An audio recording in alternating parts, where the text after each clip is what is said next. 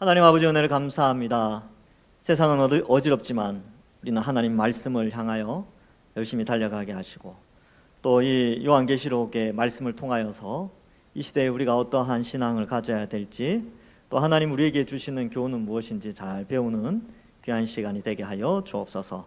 감사드리옵고 예수님의 이름으로 기도하옵나이다. 아멘. 예, 우리 페이지로는 올바른 해석을 위한 문학적 이해, 이 부분 있죠. 10페이지. 화면이 바뀌나요? 예. 이번에 부흥회를 합니다. 원래는 4월부터 하려고 했는데 부활절 행사가 있어가지고 한 주 땡겼어요. 3월 30일부터 부흥회를 하는데, 이번에 오실 부흥 강사님은 우리 총신신학대학원을 졸업하시고 이제 외국에서 공부하시고 합동신학대학원이라고 있습니다. 수원에. 그러니까 여러분, 제가 우리 정교인 수련회 때 제가 잠깐 설명해 드렸는데, 우리 총회에서 이렇게 1980년대 갈려져 나간 장로회 신학교가 있다 그랬어요. 수원에 합신. 거기에 이제 교수님, 거기 교수님들이 다 총신 출신들이에요. 거기 교수님 중에 요한계시록 전문 교수님이 계십니다. 그분이 오셔서 이번에 우리 양육 과정에 맞춰서 이제 의미도 살리고, 또 이제 우리만 알면 안 되니까 또 성도들이 좀 많이, 다 할 수는 없지만 4번 해서 이렇게 좀 가르쳐 주시면 어떨까 싶어서 모셨습니다. 기대하시고, 아마 제가 이제 영상으로 좀 이렇게 강의를 들었는데 참 잘하시더라고요. 그래서 관심 가지시고 또 그렇게 알고 계시면 되겠습니다. 자, 올바른 해석을 위한 문학적 이해. 우리 지난 시간에 이제 앞에서 했죠. 그래서 해석, 요한계시록은 해석이 중요하다. 그래서 해석을 하는 데 있어서 역사적으로 쭉 축적해온 요한계시록에 대한 해석들, 이런 것들을 우리가 참고하고, 또 오늘날에 새롭게 뭔가 등장하는 것들이 과연 이 문학적으로, 역사적으로, 객관적으로 혹은 상식적으로 이게 맞는가 또 생각을 해봐야 하는 것입니다. 자, 한번 볼까요? 요한이 계시록을 반모섬에서 유배 생활을 하고 교회들에게 메시지를 전하려고 했다면, 그렇죠? 자, 반모섬에서 메시지를 전하는 거예요. 현대 예언가들이 말하는 뭐 핵폭탄, 뭐 빨간색이 나오면 핵폭탄이라더라, 뭐 이런 거 있잖아요. 뭐 6번째, 뭐 5번째 나팔은 핵폭탄이고, 네 번째, 예를 든 거예요. 네 번째 대접은 2차 대전이고, 이런 식으로 해석을 한다는 게 이게 맞느냐라는 것이죠. 그러니까 바코드 이런 거, 제가 어릴 때는 그랬어요. 666은 바코드다. 그래서 바코드 사용하면 안 되고 신용카드 사용하면 안 된다. 그러면 아직도 신용카드, 그것 때문에 아직도 신용카드 사용 안 하는 사람이 있어요. 진짜 있습니다. 아직도 안 하냐고. 아직도 안 한대요. 666일 수 있다는 거죠. 그래서 제가 답답해가지고, 그래서 아니에요. 그러니까 이제 나중에 이제 또 그 단체 또 그런 해석 가운데 그럼 바코드가 아니었다. 바코드가 아니고 베리칩, 베리칩이다, 이렇게 주장하는 사람이 있어요. 베리칩이 뭐냐 하면요, 어디에서 개발된 건데 사람 몸에 칩을, 그러니까 신용카드를 칩으로 만들어서 몸에 넣는 거예요. 이렇게 넣고 이렇게 넣고. 여러분, 근데 그게 가능하겠습니까? 가능은 한데 그걸 집어넣는 순간 사람 몸에 병이 생겨요. 전자제품이 몸속에 늘 있으니까. 그러니까 부작용이 있겠습니까? 없겠습니까? 당연히 있죠. 그래서 안 하는 거예요. 할 수 있는 기술은 있지만 안 해요. 그러니까 그걸 또 666이라 그래가지고 막 떠드던 시대가 있었습니다. 몇 년 전에. 지금은 또 사그라들었어요. 지금은 베리칩 이런 데 관심 별로 없습니다. 그래서 이렇게 뭔가로 자꾸 이렇게 아전 인수식으로 뭔가를 끼워 넣는 해석들이 많이 나오는데, 여러분, 그런데 혼돈되면 안 됩니다. 그러니까 해석 원리를 제가 설명을 해드릴게요. 여러분, 진리라는 게 뭐냐 하면요, 진리는 1000년 전에도 진리여야 되죠. 500년 전에도 진리여야 돼요. 지금도 진리여야 됩니다. 그런데 핵폭탄, 바코드, 베리칩, 이게 500년 전에 진리였습니까? 아니죠. 그럼 1000년 전에는 아니잖아요. 그러면 1000년 전의 사람이든 500년 전의 사람이든 2000년 전의 사람이 인식하는 그 666은 도대체 어떻게 해석을 해봤겠습니까? 그 원리가 있을 거 아니에요. 그걸 어떻게 해석해야 된다는 거. 사도 요한이 그거 일부러 모르게 그렇게 던져줬겠어요? 하나님이 요한을 통해서 이거 너네들 모르겠지, 666 뭔지 모르지 하고 하나님 웃고 계시겠습니까? 아니죠. 그 처음 편지를 받아본 사람들은 이게 뭔지 명확하게 알았어요. 그러면 그 원리를 찾아서 이 시대에 적용하면 되는 겁니다. 그죠? 교회를 핍박하는 세력이라면 그 시대에는 로마였다면, 그럼 지금 이 시대에는, 여러분 종교개혁 시대 때는 교황으로 해석을 했었어요. 왜? 교회를 핍박하고 분열시켰으니까. 지금 시대에는, 지금은 교황이 힘이 없죠. 교회를 핍박하고 막 사람 죽이고 그러지 않지 않습니까? 여러분 종교개혁 후에 종교전쟁이 일어날 때 가톨릭과 기독교 사이에서 전쟁이 일어나서 수십만 명이 죽었어요. 그러니까 그 당시 사람들이 666을 해석할 때는 이거는 이 교회를 파괴하려는 어떤 세력인데 지금 시대에는 마치 교황처럼 나타났겠다라고 해석을 종교개혁자들은 많이 해석을 했어요.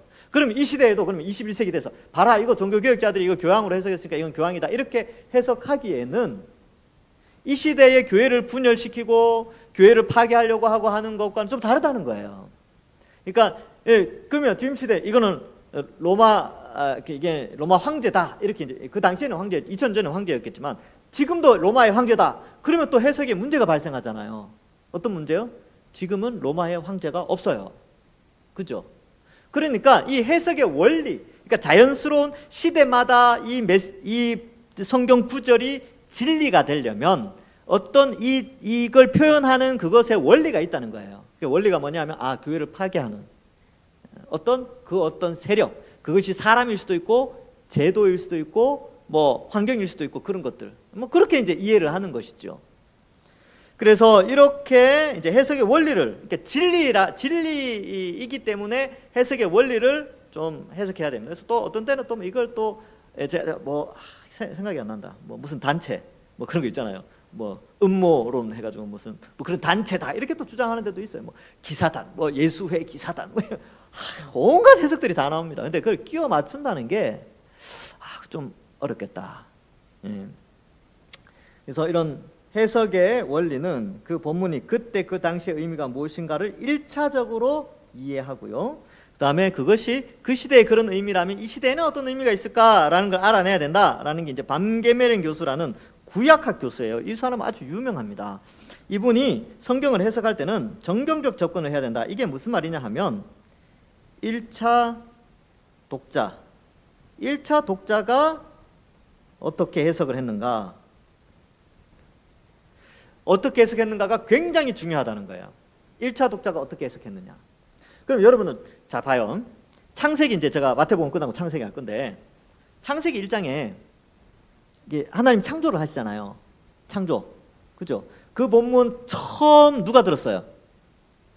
모세가, 하나님 모세를 통해서 창세기 1장 1절을 쓰게 했잖아요. 그럼 모세가 그거 자기만 알고 있었겠어요? 아니면 가르쳤겠습니까? 당연히 가르쳤겠죠. 요수아에게 이야기할 때도 말씀 떠나지 말라고 했던 그 말씀이 모세가 쓴 말씀이에요. 그게 창세기 다 들어있단 말이죠. 그러면 여러분 이 창세기 1장을 누가 제일 먼저 1차 독자가 누구였겠습니까? 출애굽 세대예요. 그럼 출애굽 세대가 창세기 1장을 읽을 때는 무슨 생각으로 읽었을까요? 요게 이제 정경적 해석이라는 거예요. 정경적 해석. 무슨 생각이냐면 이집트에서는 모든 피조물을 신으로 섬겨요. 개, 고양이, 뭐 그런 거 있잖아요. 그 이집트 그 상형 문자 보면 온갖 신들, 잡신들이 엄청 나오거든요. 근데 다 피조물이야. 근데 창세기 1장에 뭐라고 나와요? 그게 다 하나님이 만들었다는 거예요. 그게 신이 아니라는 걸 가르쳐 주죠. 여러분, 그래서 이 출애굽한 세대가 광야에 나와서 창세기 1장을 딱 배웠을 때 그 충격은 엄청난 거예요. 왜냐하면 그들의 세계관 전체가 무너지는 거거든요. 그들이 이집트에서 배워왔던 모든 그 이집트의 세계관이 있을 거 아니에요. 그 모든 것을 한꺼번에 무너뜨리는 게 창세기 1장. 그들이 신으로 알고 있던 자기들의 주인들, 그러니까 이 이집트에 사는 사람들이 다 신으로 알고 있던 그 모든 것이 다 만들어졌구나 라는 걸 아는 거죠. 그게 이제 1차 접근이죠. 그러면 이게 2차 독자인 우리는 어떻게 해석을 해야 돼요? 우리 시대에는 어떻게 적용합니까? 창세기 1장을 딱 살피면서 우리 이 시대의 이 만물은 어떻게 주장해요? 이 시대의 사람들은 진화됐다고 생각하잖아요. 진화됐다고. 이 세계관은 진화론이에요. 진화론. 근데 창세기 1장을 딱 살피면 어떤 세계관이 무너져요? 진화론의 세계관이 무너지는 거죠. 이렇게 원리를 해석해 나가는 거예요. 그러니까 이게 해석의 원리야. 이 진리라는 책의 진리, 이 말씀이 진리인데 이 진리가 어떻게 해석해 되어지느냐라는 그게 원리를 설명하는 거죠. 그러면 이 요한계시록도 똑같다는 거예요. 1차 독자들, 그 당시에 아시아의 7교회가 요한계시록을 처음 읽었을 때 그들은 도대체 무슨 생각으로 이 본문을 읽었을까? 요거 먼저 알아야 되고요. 그렇다면 그들이 그렇게 이해했다면 오늘날 21세기 교회는 이 본문을 어떻게 이해할 것인가로 해석하는 것이 진리죠. 진리를 받아들이는 입장이죠. 그런데 2000년 전의 교회나 우리 교회가 완전히 다르다, 너무나 다르다, 원리조차도 다르다라고 했을 때는 조심해야 됩니다.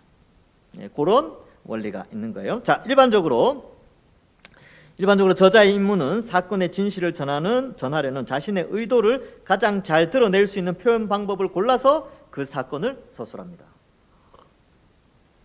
반면 독자들의 임무는 그와 같은 저자가 드러내려는 의미를 파악해야 하죠. 여러분, 다니엘서도 그렇고 에스겔서도 그렇고 거기 보면 환상들이 많이 나와요.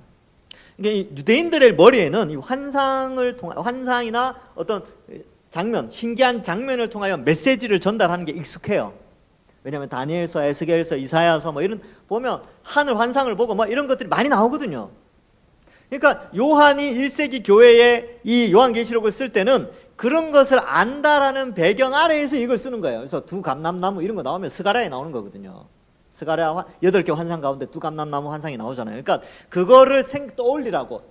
아시아에 있는 7교회가 두 감람나무를 딱 썼을 때, 요한계시록에 감람나무를 딱 썼을 때는 이거는 스가랴 해석을 바탕으로 요한이 요렇게 해석하라는 뜻이구나 라고 해석을 해야 돼요. 근데 이단들은 그렇게 하지 않아요. 이단들은 구약에 대해서 그렇게 많이 알지 못하기 때문에 막 이상하게 막 빗대서 하는데, 하여튼 그런 형태로 사도 요한이 의도한 바가 있다는 거예요. 그러기에 우리가 성경이나 다른 고대 문헌을 읽어보면 현대 문학의 방법과 고대 저자들의 문학 방법 간에 상당한 차이가 있음을 쉽게 발견할 수 있다. 따라서 첫 번째 해석 원리로는, 첫 번째 해석 원리죠, 우리는 저자가 그 자신의 시대와 문화 속에 존재하는 문학적 표현 방법들을 사용하되 자신의 의도를 잘 드러낼 수 있는 방법을 사용했다는 사실을 받아들여야만 한다. 그래서 그 시대의 사도 요한이 메시지를 전달하는 수단으로 묵시문학이라는 걸 사용했다는 거예요. 묵시문학 이렇게 표현합니다. 묵시문학. 우리는 이게 안 익숙한데 그 당대 사람들, 이게 유대인들은 이게 굉장히 익숙해요. 다니엘도 그랬고 에스겔도 그랬고 이사야도 그랬고 또 뭐 선지서들에 익숙한 사람들은 이 묵시문학이 낯설지 않아요. 그래서 독자에게 숨긴 것이 아니라 독자가 알 수 있도록 했다는 것이지요. 자, 그래서 뭐 그런 거 있잖아요. 뭐 어떤 게 있을까요? 뭘 상징하는 거, 어떤 거, 뭐 상징적인 어떤 뭐 그런 것들을 이제 떠올리게 한다는 것이죠. 예. 그래서 뭐 이런 거 있잖아요. 뭐 예를 들어서 우리나라 사람들에게 상징성이 있는 거는 단지라고 하죠. 그 안중근 의사 손가락 이렇게 했잖아요. 근데 그것 어느 벽에 이렇게 딱 찍혀 있으면 무슨 생각을 해요? 이거 독립운동 하고 연상이 되잖아요. 외국 사람들은 모르죠. 외국 사람들 우리 역사를 모르면 이렇게 어떤 사람이 여기 손가락이 잘렸네 하고 그걸 본단 말이죠. 근데 우리는 그걸 딱 보는 순간 무슨 생각이 들어요? 독립운동, 안중근 의사 이게 떠오르잖아요. 그러니까 우리에게는 그런 배경 지식이 있단 말이죠. 그러니까 이 2000년 전에 아시아의 7교회가 어떤 사도 요한이 상징적인 용어들을 막 이렇게 썼을 때, 하나님이 요한을 통해 그런 걸 보여주셨을 때 그 교회들이 그것이 무엇을 의미하는지 알고 있었어요. 우리는 모르죠. 왜? 2000년의 갭이 있고 지역도 다르고 문화도 다르고 문법 표현 방식도 다르기 때문에, 그래서 우리에게는 요한계시록이 좀 어려운 대상으로 다가오는 거죠. 그리고 특별히 구약을 잘 모르니까, 구약의 의미들을, 구약과 많이 연결되어 있는데 그게 잘 어려우니까, 그래서 어렵다고 생각하고 그 어렵기 때문에 그 틈을 이단들이 파고 들어가지고 자기 마음대로 해석을 해서 사람들을 미혹하여 구원에 이르지 못하도록 한다는 거예요. 그래서 이런 부분들, 자, 성령의 영감하에 요한은 당시의 일반적인 문학 형식들을 선택했다. 오늘날 우리에게는 묵시적인 표현들은 상당히 좀 당혹감을 가져오죠. 당시 사람들에게는 상당히 이해하기 쉬운 문학 기법이었습니다. 성경이 그래서 쉬운 거예요. 오늘 우리에게는 어려운데 그 당대 사람들, 1차 독자들에게는 쉬웠어요. 자, 요한이 천상의 환상을 보고 즉시 그대로 기록한 것이 아니라면 당시 묵시 문학이나 구약적 배경, 구약 성경 상당히 지배적 해석을 결정하게 됩니다. 그래서 그러니까 요한계시록 해석할 때는 구약과 뗄래야 뗄 수가 없어요. 정교한 구조와 문학적 표현 기법을 동원해서 오랫동안 묵상하고 정리해서 기록했다고 보는 입장이 보다 건전할 것이다. 그러니까 환상 보고 바로 기록하고 환상 보고 기록하고 그게 아니라 어떤 환상을 보고 그 다음에 그 환상이 주는 의미가 아시아에 있는 7 교회들이 이것을 어떻게 받아들일 것인지 숙고하면서 이렇게 표현을 하는, 그러니까 그렇게 이제 그런 형태로 저자가 어떤 플롯을, 그러니까 이제 그 구조를 정해서 그 구조에 맞게 이 메시지를 전달했다는 거예요. 그래서 요한계시록의 구조를 우리가 앞에서 살펴봤겠지만 4개로 나누어서 지난 시간에 살폈죠. 엔퓨뉴마티 생각나십니까? 그러한 구조를 이제 생각을 해서 쓴 다음에 편지를 썼다는 거예요. 그러니까 환상 보고 바로 그날 바로 쓴 게 아니라 환상을 보고 이 환상과 또 그 다음 날 또 환상을 보여주시니까 이 환상, 그럼 이것이 주는 메시지가 뭘까? 이것이 어떻게 이 아시아 7 교회에게 전달해야 될까? 어떻게 효과적으로 전달할까? 하면서 그 당대의 문학 기법을 쓰는 거예요. 그렇게 해서 요한계시록이 쓰여졌죠. 여러분 마태복음, 누가복음 뭐 이런 것도 똑같아요. 마태가 막 이렇게 했겠습니까? 마태는 예수님과 함께 있으면서 자기가 예수님과 함께 있으면서 있었던 것들을 머릿속에서 정리를 하죠. 그리고 자료를 수집하죠. 그죠? 수집해서 역사가들이 원래 그렇게 하거든요. 수집해서 배열을 하고 요걸 이렇게 해서 이렇게 하면 메시지가 더 명확하겠다라고 이제 배열을 한단 말이죠. 그걸 이제 플롯이라 그러는데 그렇게 해서 마태복음을 쓴단 말이죠. 그래서 마태, 마가, 누가, 요한이 비슷한 사건이지만 그 가운데에서 저자의 의도가 나타나도록 그렇게 글을 쓰게 되는 것입니다. 그러니까 성경이 오류가 있는 것이 아니라 저자가 전달하려는 메시지의 목적에 의해서 어떤 것들은 빠지기도 하고 어떤 것은 순서를 바꾸기도 하고 그렇게 구성을 해서 메시지를 전달하는데 이게 우리에게는 좀 안 익숙한데 당대에는 괜찮았어요. 그래서 근데 우리가 익숙한 거는 이제 영화 같은 거 보면 재밌어요. 영화를 보면 리메이크하는 영화들이 있어요. 옛날에 있었던 영화를 리메이크할 때는 어때요? 그 영화를 순서를 막 뒤집는다든지 어떤 사건에 뭐 이렇게 원래 영화에서는 밤이었는데 리메이크한 영화에서는 낮이라든지 뭐 이렇게 그 감독의 의도에 따라서 조금씩 바뀌잖아요. 근데 메시지는 어때요? 똑같죠. 그럼 같은 메시지를 전달하려고 하는 건데 뭐 그것처럼 마태, 마가, 누가, 요한이 약간씩은 다른 이유가 저자의 플롯인데 전달하고자 하는 메시지 때문에. 그런데 요한이 요한계시록을 쓸 때도 그랬다는 거예요. 환상을 보고 자신의 구성에 맞춰서 올동안 묵상하고 정리해서 편지를 쓰게 된 것이죠. 그래서 그러므로 신비적이거나 직관적인 자세보다는 이성적이고 분석적인 자세를 가지고 읽어야 된다. 그러니까 이거 요한계시를 읽고 뭐 하늘로부터 무슨 계시를 받았다 이런 개념이 아니라 이 요한계시록이 어떠한 문법적으로 또 문학적으로 기록되어졌고 어떤 역사적인 배경 속에서 이것이 기록되었겠구나. 그리고 이 그 각 문장 속에서 여기 어떻게 연결되는구나. 이런 좀 사고하는 방식, 이성적이고 분석적인 자세로 요한계시록을 접근할 필요가 있다라는 것을 말해주고 있습니다. 근데 여러분 이렇게 하려면요 시간이 많이 걸려요. 시간이 많이 걸리겠죠. 그래서 잘 안 하려고 합니다. 요한계시록에 대해서. 그래서 이제 안 하려고 하지만 해야죠. 해야 됩니다. 자, 올바른 해석을 위한 신학이해. 이제 요한계시록을 딱 살필 때는 중심에 첫 번째로 십자가 복음 중심 사상이 있어야 돼요. 이 요한계시록 가운데에서 뭔가 설명하는 가운데 그 중심에서 움직여지는 해석의 틀의 중심에는 이 예수님의 십자가 복음이 자리를 잡고 있습니다. 그래서 이 원리는 곧 예수 그리스도의 복음이 성경 전체의 해석의 열쇠라는 것이다. 요한계시록의 환상들은 반드시 예수 그리스도 안에서 그 목표에 이르게 되는 성경의 통일된 메시지에 비추어 이해되어야만 한다. 이게 말이 좀 어려운데 하여튼 요한계시록은 예수님을 드러내고 예수님과 관련된 내용이다. 그렇게 이해하시면 됩니다. 그래서 그리스도는 창조주시다. 아주 이제 여러분 사도 요한이 예수님과 3년을 함께 했잖아요. 그래서 인간으로 오신 성육신하신 예수님과 함께 늘 있었단 말이죠. 근데 부활하신 예수님을 봤을 때는요 달랐어요. 예수님임을 알지만 엎드려서 죽은 자처럼 됐거든요. 왜? 그렇게 한 이유는 자기가 인간으로 있을 때 예수님과 늘 가까이 있었지만 부활하신 예수님 만났을 때 그 예수님은 신이었어요. 신, 하나님. 그래서 1장부터 3장에 교회를 설명할 때 예수님을 하나님과 동일하게 설명하는데 그 예수님에 대한 묘사가요 구약에 다 나왔던 거예요. 구약과 다 관련되죠. 구약에서 하나님으로 묘사되었던 모든 내용이 지금 예수님이 딱 등장했는데 그 용어들을 그대로 쓰고 오면서 예수님은 구약의 그 하나님과 동일한 하나님이시다라는 것을 설명하고 있는 것이죠. 그래서 구약 성경의 언약과 언약, 율법 뭐 이런 것들 예언의 성취로서 예수님이 오셨다라는 것을 나타내고 있습니다.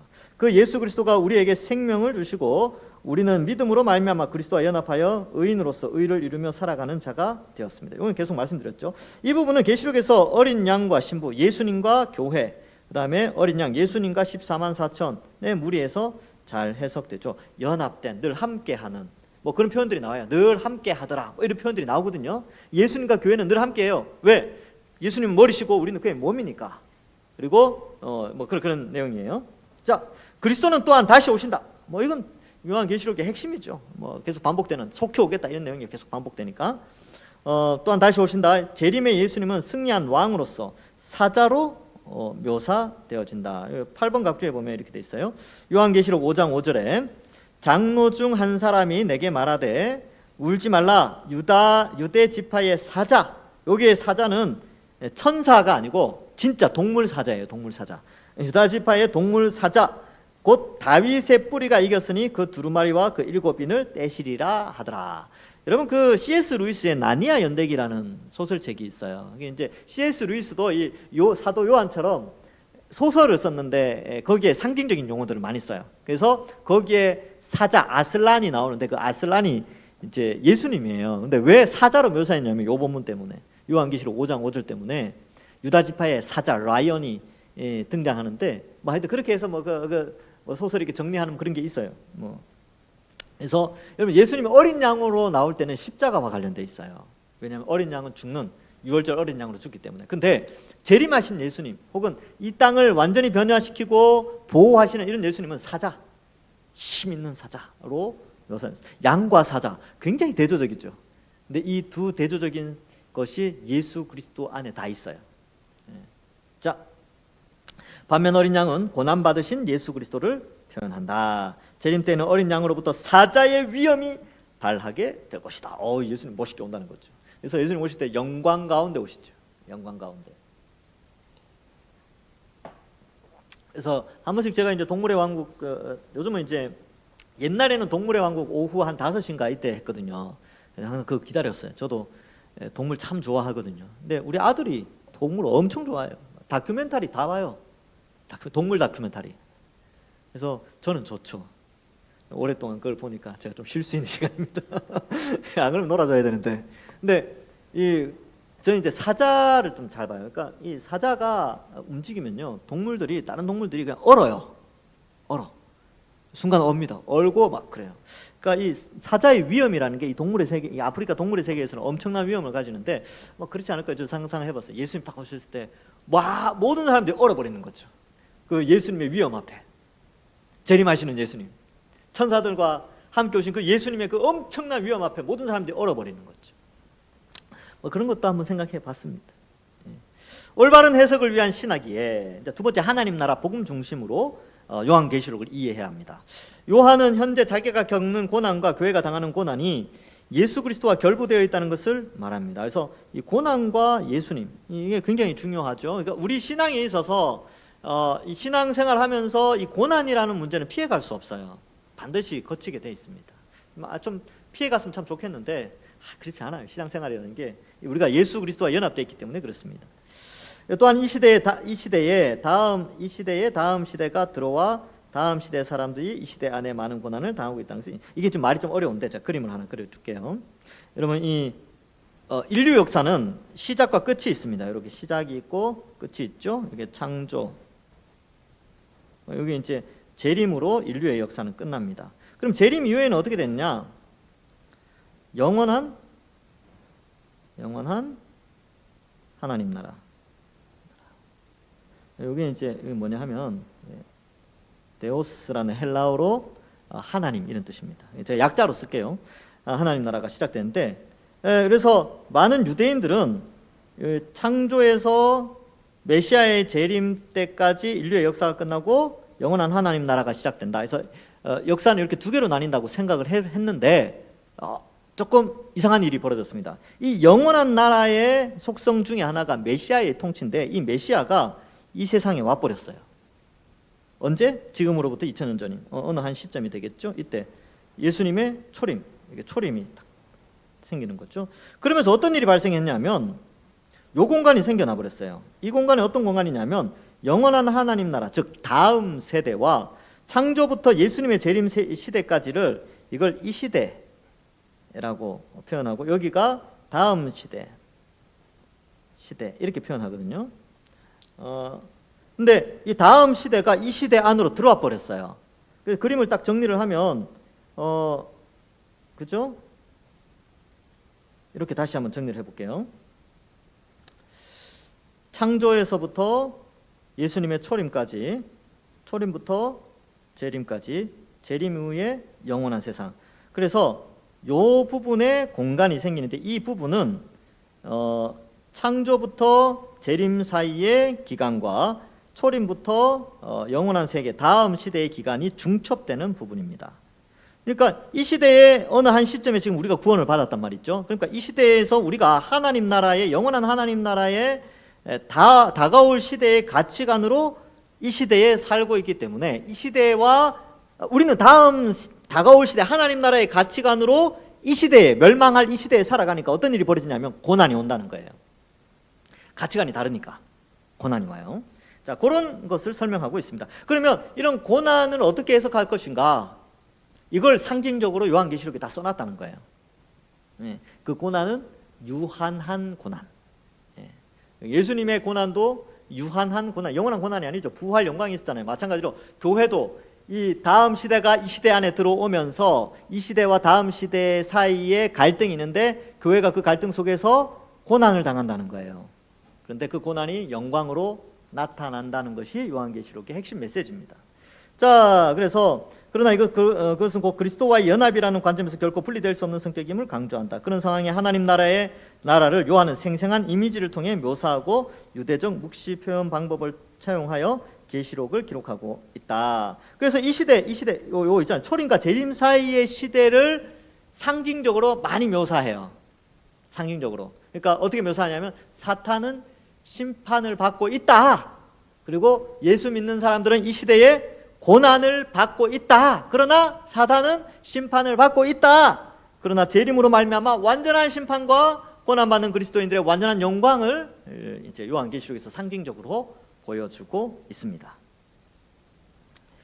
자, 그 표현들은 어둠의 권세를 이긴 하나님의 승리를 나타내기 위한 과감한 획들과 찬란한 생상, 살아있는 형상의 모양들로 사용한 이미지들입니다. 그 표현들은 하나님 나라가 우리의 역사 속에 뚫고 들어와서, 아까 말했죠. 다음 시대가 이 시대 안에 뚫고 들어와 버렸어요.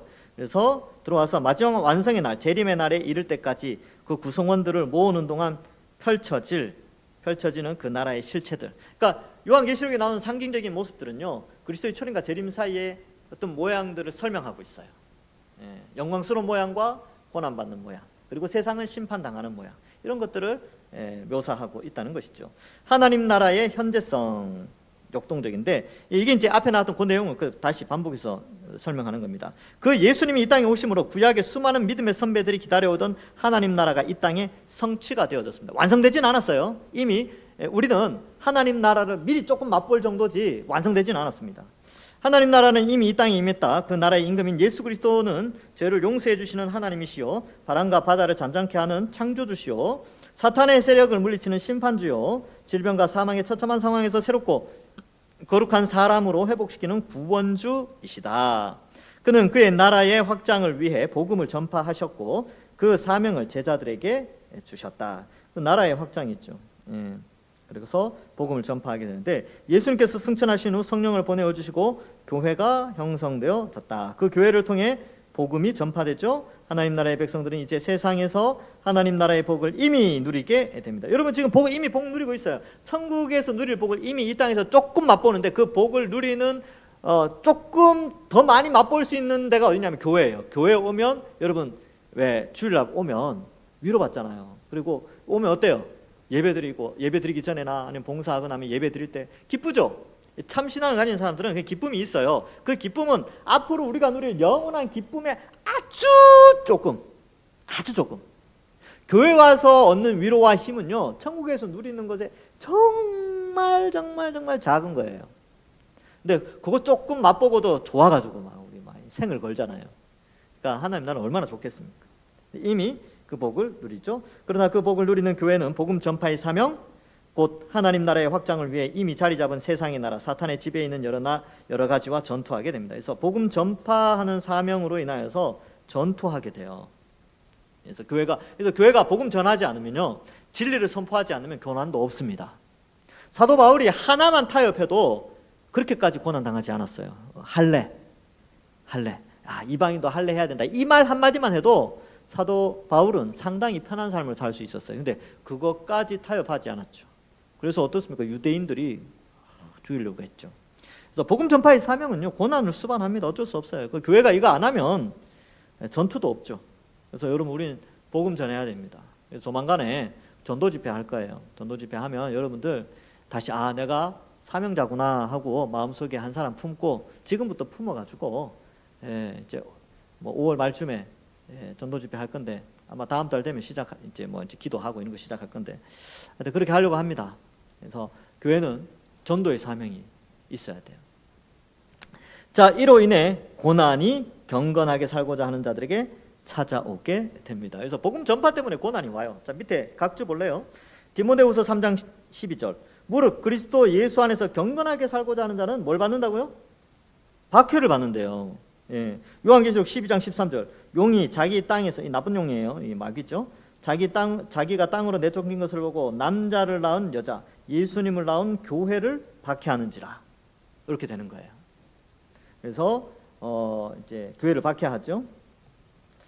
자, 이로 인해 뭐 이렇게 돼 있고, 하지만 이미 예수님께서 사탄의 강력한 무기, 죽음. 근데 죽음의 공포를 마귀가 이용해요. 그러니까 사람들이 왜 죄를 짓느냐면 죽을까봐. 돈 없으면 죽을까봐 죄 짓게 하고요. 자존심 상하면 죽을까봐 자존심 세우기 위해서 막 사람들에게 막 그렇게 하고요. 막 그래요. 그러니까 죽음의 공포.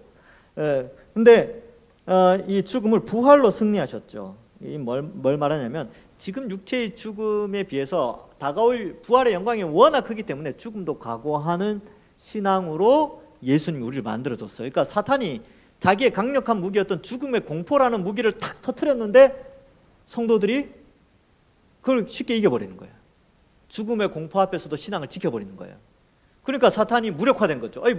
무기를 사용하려고 했는데 상대방이 안 죽어. 그럼 그 무기가 무용지물이 되죠. 그래서 굉장히 상대방은 이제 그 공격을 해도 힘이 빠져요. 여러분, 족구, 죄송합니다. 스포츠 이야기에서 제가 족구를 이렇게 좋아해가지고 족구를 하는데 스파이크를 아무리 세게 때려도 막 물구나무 서서 치고 막 하는데 상대방이 다 받아버려요. 다 받아서 넘겨온단 말이죠. 그러면 공격수가 현격하게 힘이 떨어집니다. 이건 체험이에요, 체험. 제가 아무리 세게 쳐도 상대방이 다 막아요. 아주 프로 족구 선수야, 수비수가. 그러면 힘이 급격하게 떨어지면서 그 게임을 이길 수가 없어요.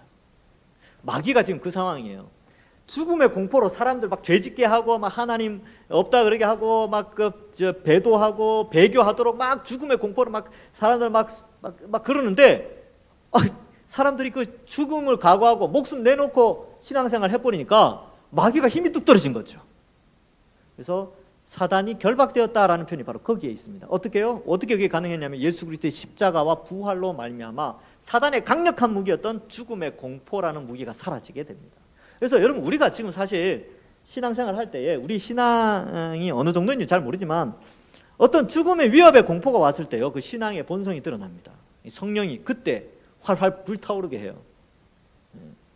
그래서 죽음의 공포도 이기는 신앙을 지키게 합니다. 이거는 2000년 기독교 역사 속에 계속 있어 왔어요. 하나님이 교회를 지킬 때 늘 그렇게 지켜왔습니다. 사탄이 죽음의 공포로 교회를 없애려고 아무리 해도 교회의 숫자는 늘어만 갔어요. 예수 믿는 사람들은 늘어만 갔습니다.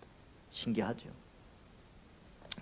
자, 그래서 부활로 승리하시고 교회를 통해 그의 백성을 모으고 계십니다. 하나님 나라는 복음을 통해 이스라엘 유대인뿐만 아니라 모든 민족들에게 확장되고 정복하고 있다.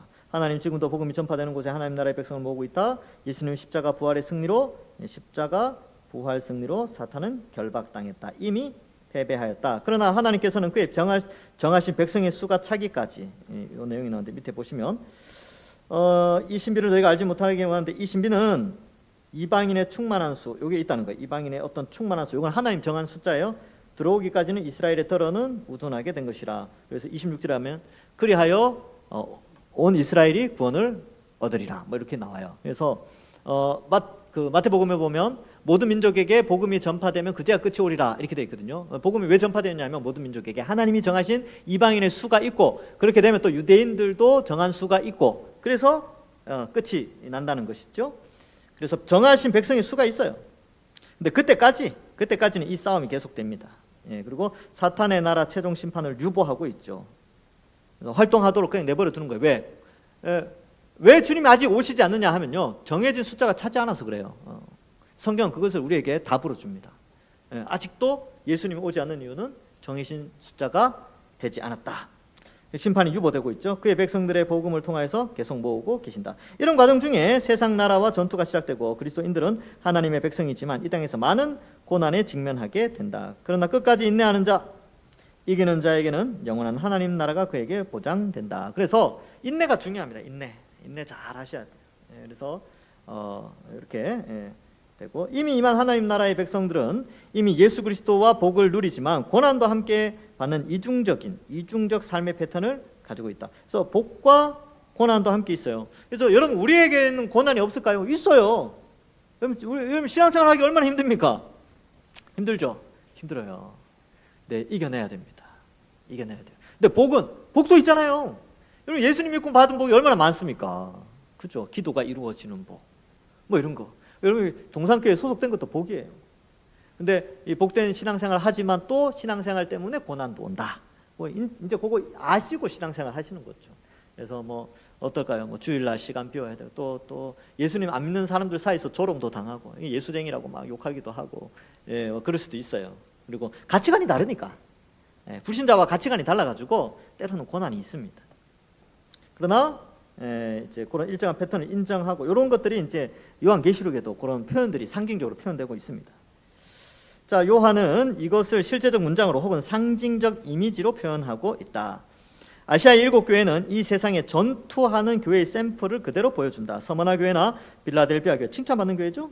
교회처럼 거룩을 지키는 교회도 있지만 에베소, 버가모, 두아디라, 사데, 라우디게아 교회처럼 변질된 교회도 있다. 하나님은 계속해서 회개를 촉구한다. 이게 중요합니다. 여러분, 계시록의 5교회에게 주는 메시지는 너희는 나빠, 이게 아니라, 자, 너희 지금 변질됐는데 회개하자, 이거예요. 회개하면 하나님 다 받아주시잖아요. 그래서 회개를 촉구하고 믿음을 지켜나갈 것을 실제적 문장을 통해서 강조한다. 그래서 또한 이렇게 실제적 문장을 통해서 강조한다는 1장부터 3장은 그냥 직설법이에요. 그냥 이제 막 설명하는 거예요. 너희들 회개해야 된다, 이렇게 이제 직접적으로 이야기하고, 4장 이하에서는 어떤 상징, 환상 이런 걸 통하여서 또 메시지를 전달합니다. 자, 또한 어린 양을 따라다니는 14만 4천 두 증인 큰 무리라는 이미지. 여기 24장로가 빠졌네요. 24장로. 이러한 것은 이미지는 결국 하나님 나라의 백성을 상징적으로 표현합니다. 이들은 이미 임한 하나님 나라의 백성들이 그 믿음을 지켜내고 있는 상황을 묘사하고 그들이 받을 영광을 묘사하고 있습니다. 그래서 24장로 나오고 14만 4천 나오고 두 증인 나오고 큰 무리가 나오는 것은요, 다 영광, 우리가 받을 영광과 다 관련돼 있어요. 자, 24는 12 더하기 10이죠. 14만 4천은 12 곱하기 12 곱하기 1000이에요. 1000은 군대에 나가는 숫자라 그랬죠. 한 지파마다, 출애굽기, 민수기에 보면 전쟁 나갈 때 한 지파마다 1000명씩 뽑아냈어요. 그래서 12,000명 해가지고 이제 전쟁에 나갔거든요. 20세 이상, 60세 이하 싸움에 나갈 만한 자, 그렇게 돼 있어요. 그래서 각 지파마다 이제 1000명씩 뽑았는데, 그러니까 12 곱하기 12, 구약과 신약의 상징적인 숫자 곱하기 1000, 전투. 그래서 이긴다, 이런 표현을 많이 써요. 자, 이미 임한 하나님 나라는 그리스도의 초림으로 성취되었다. 그래서 계시록 20장에 나오는 천년 왕국을 그리스도의 초림과 재림 시기의 기간으로 해석할 수 있다. 이걸 이제 무천년설이라고 하는데, 이건 제가 뒤에 가서 설명을 드리겠습니다. 저는 이제 무천년설, 이 이 논리를 저는 가르쳤어요. 가르치고 여러분들은 배우게 되는데, 우리 교단에서는 두 가지를 가르칩니다. 역사적 전천연설하고 이 무천연설인데, 교수님 절반 정도는 무천연설이고요, 절반 정도는 역사적 전천연설이에요. 그래서 지난번에 오셨던 이한수 교수님 있죠. 이한수 교수님은 역사적 전천연설이에요. 근데 이번에 모시는 교수님은 무천연설입니다. 근데 우리 교단 안에서 그 두 가지 다 가르쳐요. 그래서 우리 지금 교수님을 계신 이상훈 교수님, 뭐 서철은 교수, 예전에 계셨던 서철은 교수님은, 제가 이제 서철은 교수님이 됐었는데 다 무천연설, 제가 여러분들 가르치는 이런 건데, 옛날 분들은 또 역사적 전천연설을 또 가르쳤어요. 그래서 그 두 가지를 제가 나중에 같이 가르쳐 드리겠습니다. 근데 저는 둘 다 논리적으로는 큰 문제는 없다. 문학적으로 또 문법적으로 봤을 때, 헬라어 원어를 좀 봤을 때도 이건 이렇게 해석될 수도 있고 이렇게 해석될 수 있으니까 이렇게 해석이 나눠지겠구나, 이렇게 받아들일 수 있는데, 우리가 이제 공부해야 될 것은 이거는 안 된다라는 거 있잖아요. 이거 그래도 아무리 그래도 이건 안 된다라는 것도 제가 가르쳐 드리겠습니다. 그래야 구분을 할 줄 알죠. 자, 그래서 뭐 이런 부분이 있는데, 자, 여기 있죠. 현재 개혁주의 안에서는 강력하게 대두되는 주장. 그래서 하나님 나라 신학, 바울 신학 관점에서 계시록 20장을 해서 필연적으로 천년왕국을 그리스도의 출현과 재림사의 기간음으로 나타내게 되는, 그렇게 됩니다. 이거는 이제 제가 여러분들에게 설명하는 건데, 제가 바울 신학, 그 다음에 하나님 나라 이러한 책들을 연구한 결과 가장 좀 조화로운 것이 이거다. 그래서 천년이라는 것이 그리스도의 초림과 재림 사이를 상징하는 숫자다라는 것을 좀 보게 됩니다.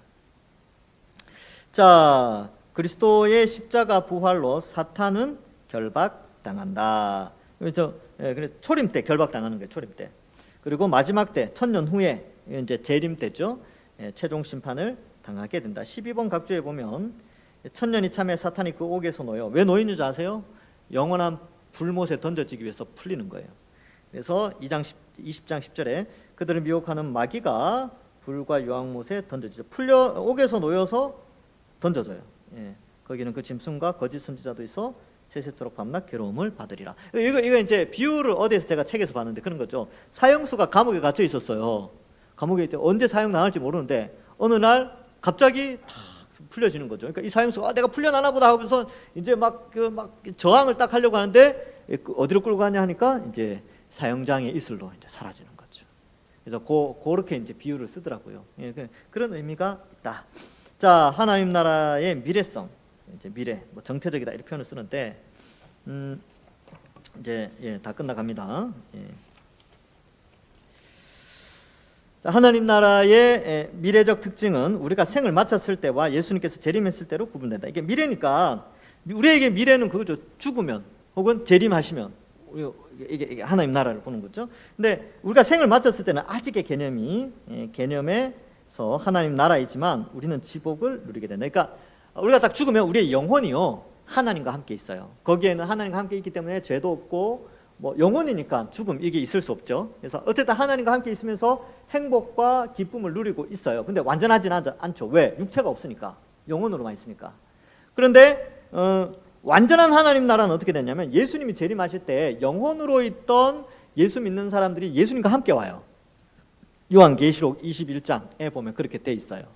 예수님과 함께 새 예루살렘이 땅으로 내려오게 됩니다. 그래서 육체를 다시 가져요. 그 육체는 부활의 육체죠. 이건 이제 고린도전서 15장에 나오고 데살로니가전서 4장에 나옵니다. 그래서 여기 뒤에 나오죠. 그러나 완전한 하나님 나라가 완성되면 바로 예수님께서 재림하셨을 때 완성되어진다. 바울은 이 일을 반드시 일어난다고 이제 강조하고 있죠. 자, 봅시다.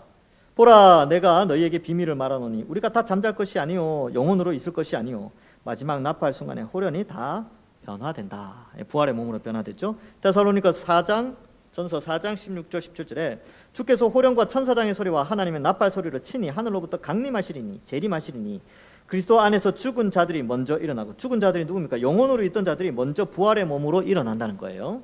그 후에 우리 살아남아 있는 자들도, 즉 땅에서 죽음을 맛보지 않은 그리스도인들도 그들과 함께 구름 속으로 끌어올려 공중에서 주를 영접하게 되고 그래야 우리가 항상 주와 함께 있으리라. 그러니까 먼저 일어났으니까 다음으로는 우리가 부활의 몸을 가지게 되고 주를 영접하고 새하늘과 새 땅에, 이 지구가 새하늘과 새 땅으로 변화되면 그곳에 공중에서 사는 게 아니고 다시 공중에서 맞이한 다음에 새하늘과 새 땅으로 내려오는 거예요. 그렇게 이해하시면 되겠습니다. 자, 요한계시록 21장 1절과 2절. 또 내가 새 하늘과 새 땅을 보니 처음 하늘과 처음 땅이 없어졌고 바다도 다시 있지 않더라. 이 바다는 악한 세력이 나오는 배경의 상징적인 표현입니다. 그래서 왜 이 표현을 썼냐면, 여러분 이 지중해 연안에서 나라들이 전쟁을 많이 했어요. 근데 전쟁을 할 때 어떻습니까? 육지에서 넘어오면 괜찮은데 멀리서 오니까 바다에서 적들이 이렇게 온단 말이죠. 그래서 이 고대 사람들 머릿속에, 이 지중해 연안에 있던 나라들의 머릿속에 적은 바다에서 올라오는 거예요. 바다에서 이렇게 오는 걸로 되기 때문에 다시는 바다가 없다는 말은 다시는 성도들을 괴롭힐 적들이 없어진다라는 것을 의미합니다. 왜요? 마귀와 거짓 선지자와 죄와 사망과 모든 죄인들이 다 불못에 던져지기 때문에 그렇습니다. 또 내가 보매 거룩한 성 새 예루살렘이 하나님께로부터 하늘에서 내려오죠. 이 거룩한 새 예루살렘이 우리예요. 우리 예수 그리스도를 모퉁이 돌로 하여 예수님 믿는 모든 우리가 하늘로부터 내려옵니다. 그 준비한 것이 신부가 남편을 위하여 단장한 것 같더라. 그래서 우리는 거룩한 신부죠. 그래서 거룩한 성 새 예루살렘입니다.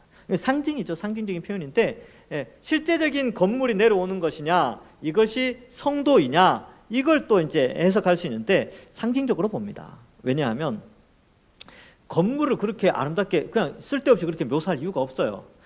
요한계시록 전체에서 지금 강조하는 건 교회거든요. 교회를 너무나 강조하고 있는데 갑자기 뜬금없이 건물을 막, 이 건물은 이렇고 이걸 이야기한다고 약간 생뚱맞아요. 그러니까 그 건물이 이 바울 신학에서 보면 우리가 성전으로 묘사되니까 바울이 표현한 교회를 거룩한 성전으로 묘사하니까 이 거룩한 성전은 요한도 역시 성전으로, 그리고 요한복음에 보면 이 성전을 헐라 내가 3일 만에 일으키리라, 이런 표현들 봤을 때에 여기 나오는 거룩한 성 새 예루살렘은 건물을 의미하는 것이 아니라 그리스도의 몸된 교회를 의미한다라는 것을 알 수 있어요. 1세기 성도들은 그렇게 이해를 했습니다. 자, 요한계시록 22장 1절 2절. 또 그가 수정같이 맑은 생명수의 강을 내게 보이니 하나님과 및 어린 양의 보좌로부터 나오죠. 여기서부터 나와요. 길 가운데 흐르더라. 강 좌우에 생명나무가 있습니다. 생명수, 생명나무가 있고 12가지 열매를 맺는데 뭐 이렇게 있고 만국을 치료한대요. 아우, 예, 우리 노화 뭐 이렇게 이제 뭐가 있을까요? 노안, 또 흰머리 나는 거, 관절염, 뭐 당뇨, 고혈압, 고지혈증 뭐 다 낫는 생명 나무님, 이거 하나 먹으면 끝나요. 예. 그러니까 얼마나 좋습니까? 이걸 상징적으로 볼 수도 있고 실제적으로 볼 수 있겠지만 뭐 상징적이어도 좋고 실제적이어도 좋습니다. 하여튼 영원히 사니까 행복하죠. 요한계시록 22장 5절.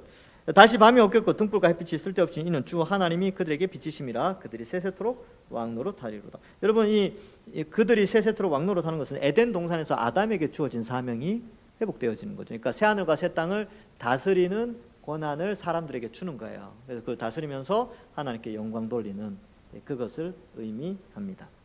궁극적으로 우리가 꿈꾸는 하나님 나라는 미래적입니다. 그렇죠? 궁극적인 거죠. 미래적이죠. 그러나 이미 이 땅의 그 부분을 누리고 살고 있습니다. 요한계시록은 이미 임한 하나님 나라에 대한 많은 것들을 설명해주고 있고, 그리고 앞으로 완성된 하나님 나라가 얼마나 영광스러운가를 말해줍니다. 22장 1, 2절은 에덴의 모습을 떠올리게 됩니다. 풍족함과 충만함과 영원한 생명을 보장하는 천국을 꿈꾸게 합니다. 그죠? 자, 요 그림 잠깐 보고 이제 마치겠습니다. 자, 반모섬이 어디 있느냐? 지금 여기가 예루살렘이에요. 자, 여기 예루살렘이죠. 여기 유대 땅이 이렇게 있죠. 근데 반모섬은 여기 있어요. 꽤 멀리 있습니다. 그죠? 그 다음에 7개, 아시아의 7개는, 아시아 그러면 지금 우리의 아시아하고 달라요. 여기가 아시아입니다. 이 지역을 아시아라고 표현해요. 이 지역은 비두니아, 여기를 본도, 갑바도기아, 갈라디아. 근데 지금은 다 터키 땅이에요. 터키. 지금은 다 터키예요. 아시아라고 하지 않고 지금 터키 안에, 이렇게 생각하시면 터키라는, 지금의 터키라는 큰 나라 안에 아시아 지역, 비두니아 지역, 본도 지역, 갑바도기아 지역, 갈라디아 지역, 밤빌리아 지역, 루시아 지역, 부르기아인가요? 하여튼 그 지역이 또 다 나눠져 있는 거죠. 근데 지금은 이제 다 터키로 되어져 있죠. 근데 거기에 보면 요 부분을 조금 확대해 보겠습니다. 밑에 여기 있죠. 보시면 반모섬이 여기 있고요. 성지순례 가신 분들 반모섬 가보신 분들이 있을 거예요. 여기 있습니다. 여기 있고, 그다음에 에서보두 사빌라니까 에서보두 사빌라 이렇게 연결되어져 있지요. 그래서 아마 요한계시록을 써서 에베소에 제일 먼저 보냈겠죠, 그죠? 첫 번째 교회니까 이 교회가 이제 서번화에 전달하고 회신, 회람서신이죠, 회람서신 돌아가면서 읽도록 그래서 이렇게 하는 건데 이렇게 되어져 있습니다.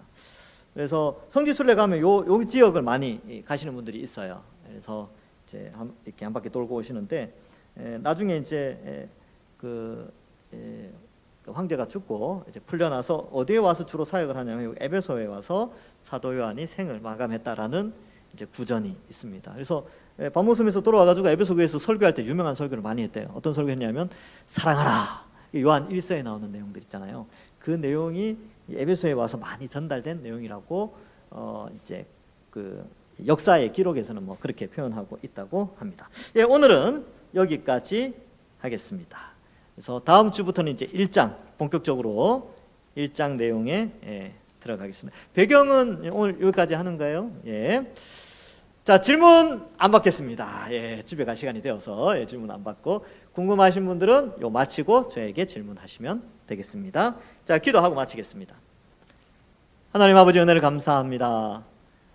이 요한의 시대를 우리가 살피면서 우리가 지금 이 시대 21세기를 살아가는 이때에 이 요한계시록의 진리를 바르게 잘 알 수 있도록 도와주시고 이 시대에 이 요한계시록을 통해서 우리가 거짓 이단들이나 이 세속 사회에 물들거나 안일한 신앙의 그러한 것들에 타협하지 않게 하시고 오히려 요한계시록을 통하여 우리의 신앙이 더욱더 굳건해지고 또 이 시대에 이 세상은 요동하지만 요란하지만 이 가운데 주님의 십자가 바라보고 하나님 나라 소망하면서 바른 신앙을 가지는 저희들 다 될 수 있도록 축복하여 주시옵소서. 돌아가는 발길도 지켜주시고 인도하여 주실 줄 믿사오며 예수님의 이름으로 기도하옵나이다.